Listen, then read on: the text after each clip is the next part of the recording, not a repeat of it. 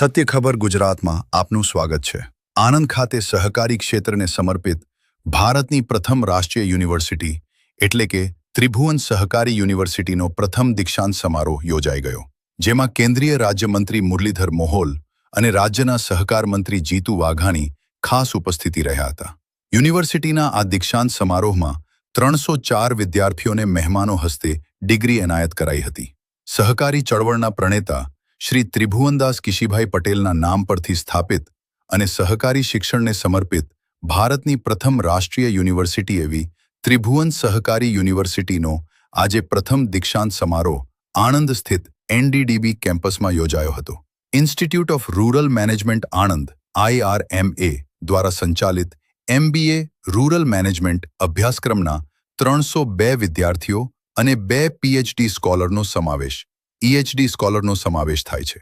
આ પદવીદાન સમારોહ ભારત સરકારના સહકાર અને નાગરિક ઉડ્ડયન મંત્રાલયના કેન્દ્રીય રાજ્યકક્ષાના મંત્રી મુરલીધર મોહોલના અધ્યક્ષ સ્થાને યોજાયો હતો, જ્યારે ગુજરાત સરકારના સહકાર, કૃષિ અને ખેડૂત કલ્યાણ, પશુપાલન, ગૌ સંવર્ધન, મત્સ્યોદ્યોગ મંત્રી જીતુભાઈ વાઘાણી અતિથિ વિશેષ તરીકે ઉપસ્થિત રહી વિદ્યાર્થીઓને પ્રોત્સાહિત કર્યા હતા। આ પ્રસંગે યુનિવર્સિટીના પ્રથમ વાઇસ ચાન્સલર અને પદ્મશ્રી એવોર્ડ વિજેતા ડોક્ટર JM વ્યાસની 52 વર્ષની દીર્ઘકાલીન શૈક્ષણિક સેવાઓને બિરદાવી તેમને શુભેચ્છાઓ પાઠવી હતી, જ્યારે ગુજરાતના સહકાર મંત્રી જીતુભાઈ વાઘાણીએ પ્રાસંગિક સંબોધનમાં જણાવ્યું હતું કે आत्मविश्वास के साथ हमारे देश में ही सब कुछ है, हमारे देश ने ही सब विश्व को देना है, दे रहा है और पुराने में भी दिया है। ऐसा भारत बनाने में आत्मविश्वास के साथ हम अपना काम करें, फील्ड में जाए। ऑल द बेस्ट, आपको बहुत बहुत बधाई, धन्यवाद। 2002 के बाद देश में पहली बार राष्ट्रीय सहकारिता नीति बनाई गई। इसका उद्देश्य भारत के सहकारी क्षेत्र को आधुनिक, पारदर्शी और सशक्त बनाना है। माननीय प्रधानमंत्री नरेंद्र मोदी जी की सहकार से समृद्धि की भावना और विकसित भारत 2047 के संकल्प को केंद्रीय गृह एवं सहकारिता मंत्री अमित भाई शाह के सशक्त नेतृत्व में हमारा सहकारिता क्षेत्र आज ग्रामीण भारत के प्रगति का इंजन बन रहा है। त्रिभुवन सहकारिता यूनिवर्सिटी आज पहलो दीक्षांत समारोह माननीय प्रधानमंत्री मोदी साहेबना विजनरी नेतृत्व આપણું ગૌરવ ગૃહ અને સહકારિતા મંત્રાલય સૌથી પહેલું જેમણે સંભાળ્યું છે, તેમના માર્ગદર્શન નીચે ત્રિભુવન યુનિવર્સિટી આપણા ગુજરાતમાં આણંદમાં હોવી એ વિશ્વની બીજી યુનિવર્સિટી છે।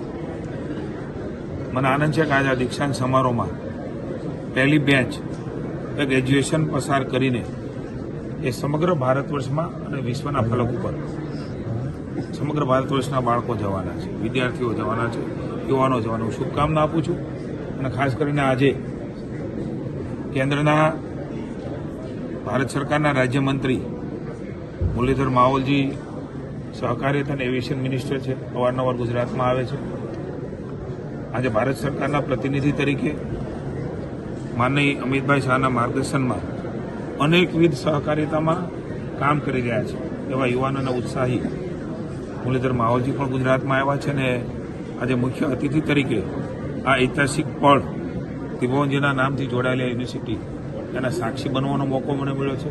તમામ વિદ્યાર્થીઓની શુભકામના અને નવી ઊંચાઈઓ ઉપર સહકારિતા, આપણું ગ્રામીણ તંત્રનું મોડલ, આપણી ખેતીવાડી, પશુપાલન, આ બધા જ વ્યવસાય થતા વિદ્યાર્થીઓ 100% કેમ્પસની અંદર એમને નોકરી મળી જાય આ પ્રકારની કેપેસિટી આપણે યુનિવર્સિટીએ ઊભી કરી છે અને સારી સારી જગ્યાઓ પર આ તમામ ગ્રેજ્યુએટ યુવાનો એ સર્વિસ કરવાના છે, સેવા કરવાના છે, તો એમને खूब अभिनंदन है, क्योंकि इस देश में तकरीबन 8.5 लाख सहकारी समितियां काम कर रही है।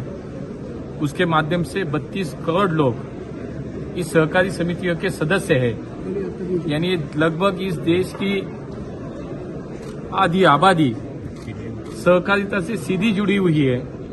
तो सहकारिता मंत्रालय बनाने का निर्णय माननीय मोदी जी ने लिया और जिनको 40 साल अपने आयु में उन्होंने खुद गांव के पैक्स से लेकर अहमदाबाद डिस्ट्रिक्ट कोऑपरेटिव बैंक हो, मार्केट कमेटी हो, इन सभी सहकारी क्षेत्रों में जिन्होंने अपना योगदान दिया, ऐसे 40 साल का जिनका अनुभव है, ऐसे हमारे अमित भाई को देश के पहले सहकारिता मंत्री बनाया और उसके बाद हमने देखा कि 5 साल में इस मंत्रालय के माध्यम से माननीय मोदी जी के नेतृत्व में, माननीय अमित भाई के मार्गदर्शन में बहुत सारी उपलब्धियां यहाँ हासिल की है। 140 के ऊपर वो ऐसे ऐतिहासिक निर्णय हुए जो देश की सहकारिता आंदोलन को मजबूत बनाए। उसी में से एक निर्णय था कि देश में सहकारिता का विश्वविद्यालय बनाया जाए। संसद के दोनों सदन में 1 साल पहले ये प्रस्ताव पारित हुआ, बिल पारित हुआ और इरमा में यहाँ पे विश्वविद्यालय की स्थापना हुई। हम सभी को आज बहुत गर्व हो रहा है, आनंद महसूस कर रहे हैं कि इस पहली ग्रेजुएट बैच का दीक्षांत समारोह आज यहाँ पे संपन्न हुआ और उसमें दुगनी खुशी की बात यह है कि सभी 100 बच्चों को यहाँ प्लेसमेंट मिली, यानी कि 100 के 100 बच्चों को नौकरी मिली है। और यहाँ से जो लोग बाहर जाएंगे, हमें विश्वास है कि देश की सहकारिता आंदोलन को मजबूत करने के लिए देश की मुख्य धारा में अब ये लोग काम करेंगे, देश सेवा में काम करेंगे। माननीय अमित भाई ने ये सोचा है कि देश के हर पंचायत में एक सोसाइटी हो, कोऑपरेटिव सोसाइटी का निर्माण हो, इसलिए 2 लाख नए सोसाइटी का निर्माण का लक्ष्य रखा था। उसमें से भी 40,40,000 सोसाइटीज हमारी बन चुकी है। अगले 10 साल में अगर देखते हैं देश की सहकारिता आंदोलन को अगर मजबूत बनाना है, सक्षम बनाना है, तो प्रशिक्षित युवाओं की 17 लाख युवाओं की हमें जरूरत है। आज अगर हम देखते पीछे जाके तो पहले सहकारी क्षेत्र में सोसाइटीज हो, बैंक हो, उसमें पहले नौकरी लगती थी, बाद में प्रशिक्षित किया जाता था उस लोगों को, यानी कि उस कर्मियों को। लेकिन अब ऐसा नहीं होता। अभी पहले वो प्रशिक्षित हो गए और बाद में वो कोऑपरेटिव सोसाइटी में काम करेंगे। जैसे कि आज इस दीक्षांत समारोह से जो बच्चे आज पास आउट हुए, ग्रेजुएट हुए, किसी ने एमबीए पास आउट हुए, तो वो देश की सहकारिता क्षेत्र में एक ट्रांसपेरेंसी लाएंगे, वो अच्छा काम करेंगे। प्रशिक्षित अगर वो बच्चे सोसाइटीज में सहकारिता क्षेत्र में काम करेंगे तो वो सहकारिता क्षेत्र और मजबूत होगा और सहकार से समृद्धि ये परिकल्पना जो है माननीय प्रधानमंत्री जी की, वो पूरी करने में, साकार करने में एक बहुत बड़ा इसका योगदान रहेगा। हमें बहुत આ પ્રસંગે યુનિવર્સિટીના પ્રથમ વાઇસ ચાન્સલર અને પદ્મશ્રી એવોર્ડ વિજેતા ડોક્ટર જે.એમ. વ્યાસની 52 વર્ષની દીર્ઘકાલીન શૈક્ષણિક સેવાઓને બિરદાવી તેમને શુભેચ્છાઓ પાઠવી હતી. યુનિવર્સિટીના રૂરલ મેનેજમેન્ટ, એગ્રી બિઝનેસ અને કોઓપરેટિવ બેન્કિંગ જેવા અભ્યાસક્રમોમાં 100% પ્લેસમેન્ટ પ્રાપ્ત થવું એ સંસ્થાની એક વિશિષ્ટ સિદ્ધિ છે.